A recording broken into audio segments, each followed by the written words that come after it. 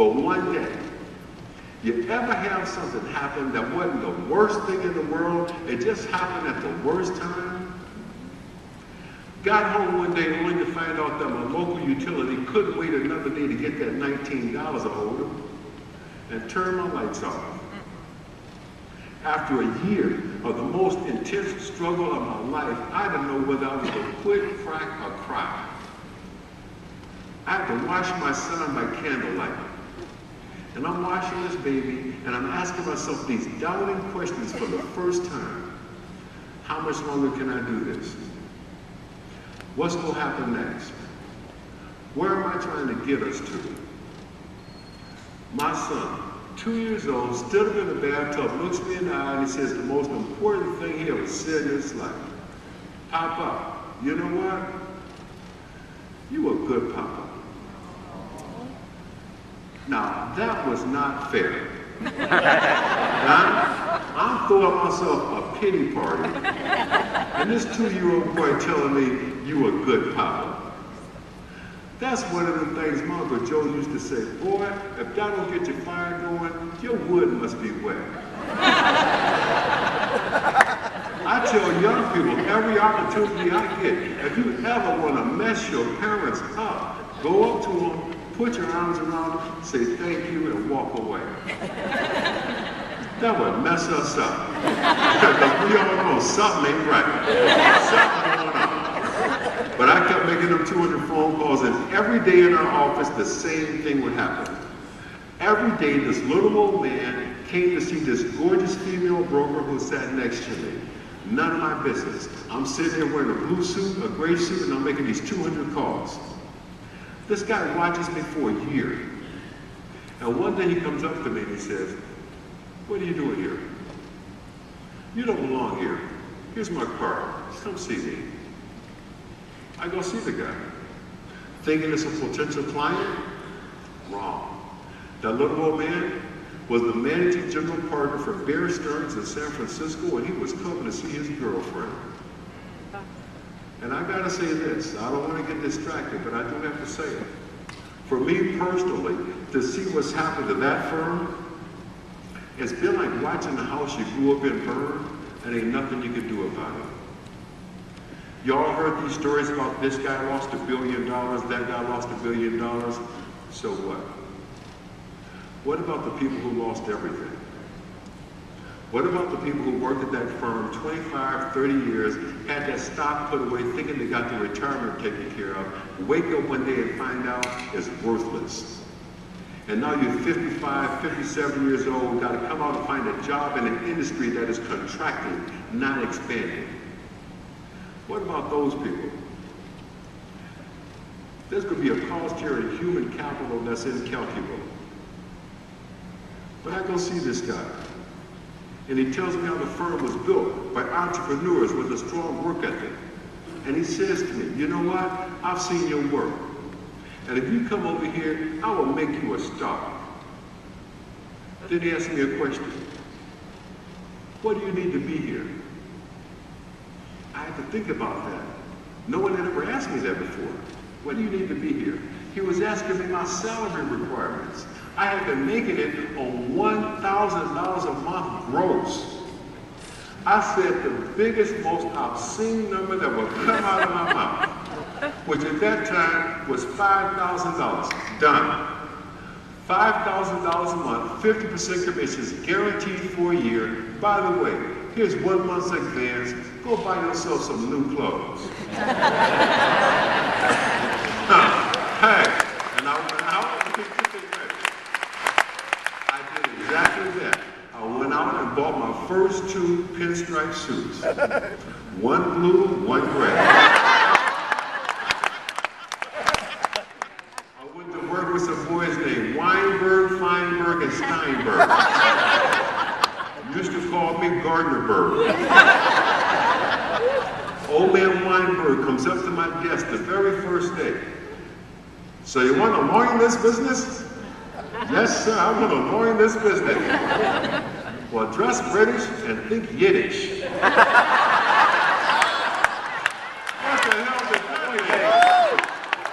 Hey, I didn't know, but I was going to find out. very first day I get this phone call from a Mr. Greenberg. Now I don't know Mr. Greenberg, but everybody else on the desk there, they make it real clear. Take the call. Chris, this is Ace, and I want you to know, Bear Stearns was not built by people with MBAs. Bear Stearns was built by people with PhDs. Now we're glad you're here. Get to work. Click. Whoa, who was that? That was Alan H. Greenberg, Chairman, CEO, Senior Partner, Bear Stearns. What's a PhD? Poor, smart, with a deep desire to become wealthy. Man, I had found the promised land. It wasn't no getting no better than this. And it made sense to us. Let's call people that we know have a whole lot of money. Midland, Texas. Midland, Texas has more millionaires due to the price of oil than any place else in the country. Let's call them up. The problem was, the boys in San Francisco could not understand what the gentlemen in Texas were saying. Now my folks from Louisiana, which makes me like an honorary Texan. I can speak and understand fluent Texas. And they were all saying the same thing. I'm in the Earl business. See, everybody in here know what I just said. Y'all been here too long. So I'm in the Earl business, Bo.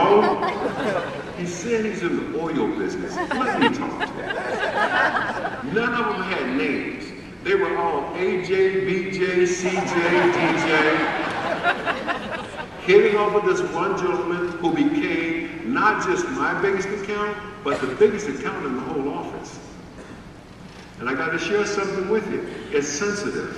Some of the lessons I learned in my life, there was some sensitivity about it. To say this man liked colorful language will be putting it mildly. He was particularly fond of the N-word. And every time I get him on the phone, he would tell me every nigger joke, every Jew joke, every spit joke in the world. And then he'd turn around and say, well, buy me 50,000 shares of whatever you call me about, click. Okay. Do the math with me. 50,000 shares, 50 cents a share commission, that is $25,000. And you know what? For 25 grand, I'm going to laugh at your nigga joke.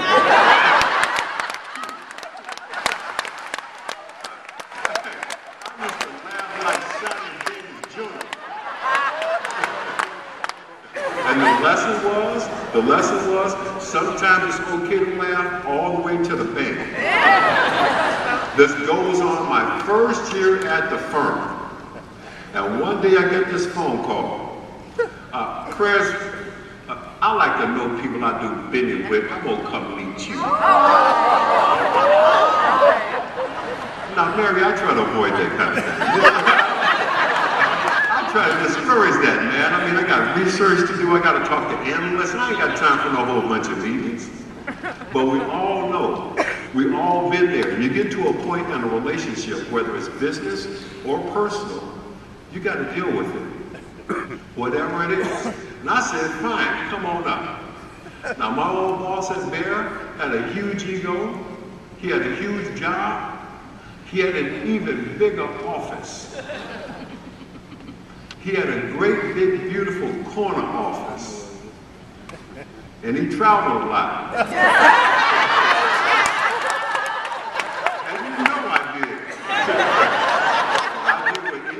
Here would have done, I can improvise. I went over there, I took his name tag down, I put mine up.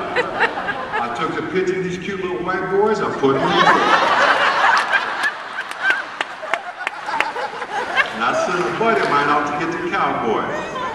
He came in, I stuck out my hand, and you can see all the blood just drained.